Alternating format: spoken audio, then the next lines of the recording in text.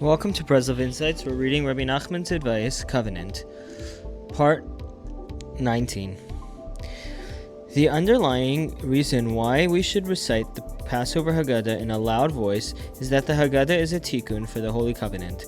The original exile in Egypt was a result of the abuse of the covenant, as we find explained in the sacred literature. The redemption from Egypt was a tikkun for this. The wine of the 4 cups, which we drink on the first night of the Passover of Pesach, symbolizes dat, perception and understanding of godliness. Drinking the wine is a tikkun for the distortion in our consciousness, which stems from sexual impurity. 20. The Holy Covenant is a protection against the face of the Sitra Da'achra, the other side. This face of the other side is the craze for money and materialism, which is the form of idolatry and the source of the darkness, depression, and heaviness in the world. They are really a form of death, because through the covenant we become bound to godliness.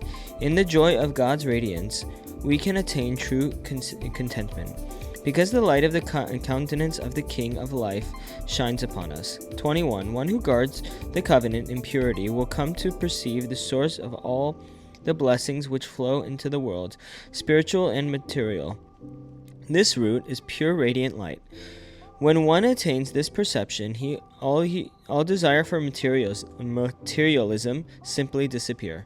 22. The Holy Covenant is the foundation of true enlightenment, which is called the glory of the face, the Hidrat Panim.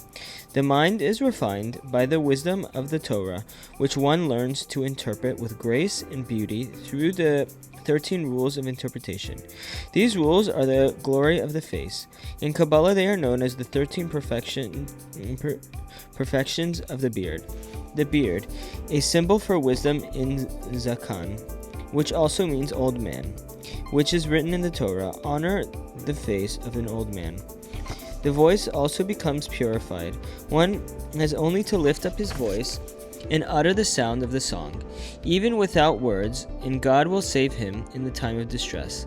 Then he will attain peace and the power to draw the entire world closer to the service of Hashem. 23. Any transgression of the laws of the Torah stains the Shekhinah with the blood of impurity, and sunders the Shekhinah from the only one. Blessed is he. To rectify every single sin, one by one, would be impossible, because each transgression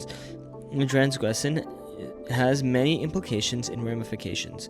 Even prohibition has its fine point in subtleties. The only solution is tikkun haklali, the general remedy. This is the tikkun habrit, the restoration of the covenant. Through this, all of a person's transgressions are rectified.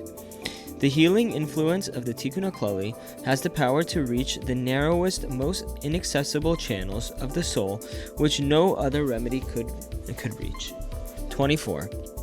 One who has not yet achieved tikkun haklali has no right to speak. He does not know how to use speech as it should be used, nor is he able to speak words which radiate Torah.